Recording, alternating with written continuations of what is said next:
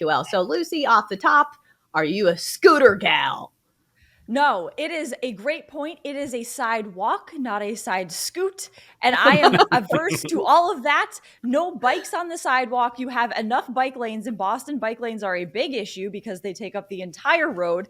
And the greatest joy I have ever felt in life was seeing a bicyclist go through a red light the other day and got stopped by a police officer and ticketed for it. And I wanted to just have a parade for that one event because the amount of scooters and bikes I see going through red lights is outrageous. And I will die on this hill. This is so stupid. If you are on a bike or a scooter, obey the rules of the road, not the sidewalk, because you shouldn't be on it. Right. And it shouldn't be fired up concepts, but people start drinking and they feel like every rule is beneath them. But Lucy, we do have a good game on tap in the NBA. Celtics Heat game 1, where I think situationally it's kind of a tough spot for the Celtics coming off a brutal 7-game series, very physical series against the Bucks, and now they're going down to Miami to face a very solid Heat team. Do you think a win is in the cards for the Celtics, or do you think the situational factors are just too much? I think a win is in the cards because I have Celtics in 7 in this series, and this first game is an absolute must win for the Celtics. I have a stat from NBC Sports. So they found that in NBA in best of 7 playoff series, the team that won, so this is through 2021, the team that won game 1 on their home court won the series 84.8% of the time. That's 352 and 63. So basically, if the Celtics lose this game, the Heat have an 85% chance of winning the entire series. So the Celtics cannot lose this game. And I think the physicality, the dominance, the confidence they have from getting through Giannis, which I still have to sit and think about to actually believe that they got through the Bucks series and defeated Giannis, who looked absolutely gassed by the end of that. I think all of that will carry them into this series, through this series, propel them to beat the Heat. And I think it will take 7 games, but I think the Celtics can pull this off. We're talking with Lucy Burdge, host of Back to the Futures, each Sunday night on BetQL. You can see her fine work as a BetQL writer as well. Lucy, I want to talk Red Sox with you, but before that, I want to address Steve Aoki and his first pitch during yesterday's Astros-Red Sox game at Fenway Park. And this thing landed on the moon, I think. What was your take on seeing a release point higher than I've ever seen, ever? Okay, so many people are calling this the worst first pitch of all time. Here is why I don't think it is. So would you rather, this is what I was thinking, would you rather throw it like that, have a first pitch that just sails over everything, or bounce it? Because I would rather have a first pitch like Steve Aoki had last night that is big D energy pitch. This is how far I can throw. That guy can play center. Exactly. That takes strength. If you bounce it, how weak is that? I would absolutely rather have a first pitch like that. The 50-cent first pitch, first of all, really bad first pitches, I never get old. I will watch those until the day I die. That 50-cent pitch, unreal. To watch it over and over and over again.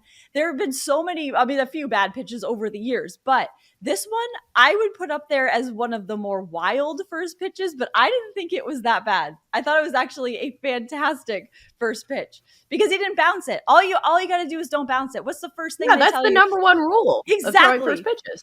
Exactly. Did he bounce it? No. It maybe bounced off the moon, but that's what it didn't bounce off the field.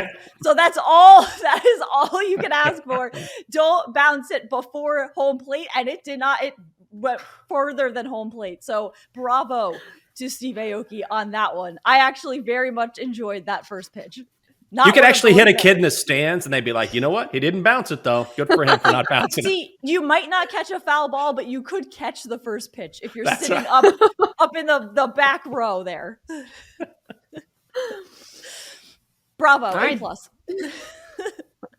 Jinx, did you have a question? I was waiting for you. That was my question. I wanted to hear what she had to say about that first pitch, and now we learned that it was actually...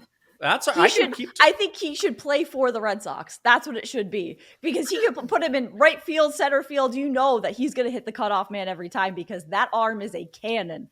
He's not. He is not bouncing anything. He could be the. I mean, catcher. Please, if you need an arm behind home plate, there you go. Do you think All there's right, any so possibility here's that you wanted to throw an eephus pitch? You could. Yeah. Okay. If you, I mean, the style of if you're throwing out the first pitch, you really have to coordinate that. I wonder though how much he actually practiced the first pitch, because of course you should practice. That's one of the golden rules, is practice it and don't bounce it. But I mean, maybe he practiced and didn't bounce it, and that's what he wanted to do. Some people, see, I feel like some people on purpose throw a really bad first pitch because then they go viral for a little bit. But I don't think that's what the case was here. I think that was genuinely just a first pitch that was just a tad askew. But I think it gets an A+ for me. I absolutely loved it. all right, Lucy. So you keep tweeting that the Red Sox are going to win the World Series, but right now they are one game better than the Orioles. Do you think the Red Sox are going to finish with a better record than the Orioles? Because right now, Lucy, it's neck and neck. Yeah, maybe they could.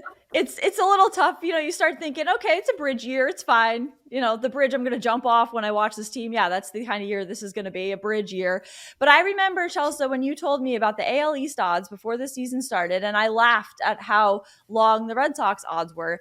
And I'm not laughing now so much because I understand now. This team is just not great. They pulled off a win last night, but there's no feeling like, yeah, they're going to win tonight.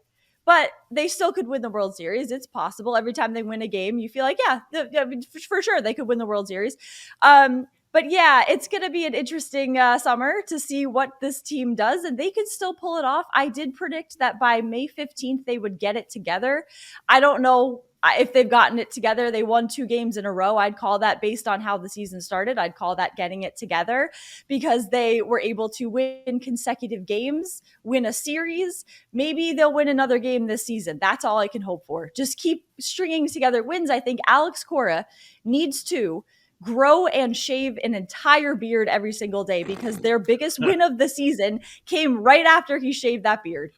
So just keep on shaving your beard, Alex Cora, and this team is going to be golden right through October. Because that's all. I mean, what else do we have? Honestly, this team is just very unreliable. That's what I'd call this team, an unreliable squad right now. I'm no expert, but when your season is already coming down to whether the manager shaves or not, it probably doesn't bode well for the rest of the year. You know what, Jakes? You grab onto anything you can in these situations. Yeah, I totally agree. Really, you got to find something. Sad sight. We're talking to Lucy Burdge. Follow her on Twitter. A great follow at Lucille Burdge. She's also host of Back to the Futures each Sunday night on BetQL. So, Lucy, as you know, Tom Brady has signed this absolute monster deal with Fox Sports. Once he retires, whenever that is, and it is a 10-year deal pending with Fox Sports. So, my question to you is, as great as Tom is at everything, will he be a good broadcaster? We always assume that will happen, but as we saw with Drew Brees, he lasted 1 year at NBC and he was gone. So what's going to happen with Tommy? Yeah, Drew Brees couldn't take it. Tom Brady, I think, can, but I think he will be very corny. He will be very, I think he'll be very corny, but I don't think it even matters if he's going to be good, because he's Tom Brady. He's the name. This is what Fox is paying for. They're paying for the name to basically own him so that they can trot him out at events. They can say, we have Tom Brady. They can tell their shareholders, we have Tom Brady. So I don't know if this will even happen. You never know if he'll even do it, because will he ever retire? That's the little caveat here. Upon retirement, as Edelman tweeted, he'll be like 70. There's a picture of him very, very old. Yeah, upon retirement. Who knows if this will even happen? But based on his tweets to LeBron James about other things, he is realizing how bored he's going to be in retirement. And I think that's why he agreed to this, because this was a thought process for him where in his mind, he feels better about the potential of retirement if he can still remain in football like this for this money for 10 years, another entire decade of his life. He can stay in football. And so he feels better about retiring.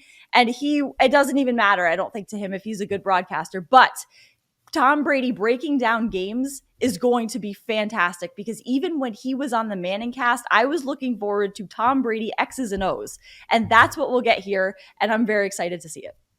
Right. It's a window into the mind of one of the best quarterbacks of all time. So, noteworthy television at its finest. Lucy, only a couple minutes left. Do you have any plays for today? I do. Okay, so it is an Evaldi day. So there's hope for the Red Sox, but the one day of the week that there's actually a glimmer of hope. Nathan Evaldi, whatever the over on his strikeout prop is, go for it. I'm putting a lot of energy into Red Sox money line today. Also Cubs money line. They're playing the Pirates, and that's always a great thing for anyone playing the Pirates, except for the Reds, I guess.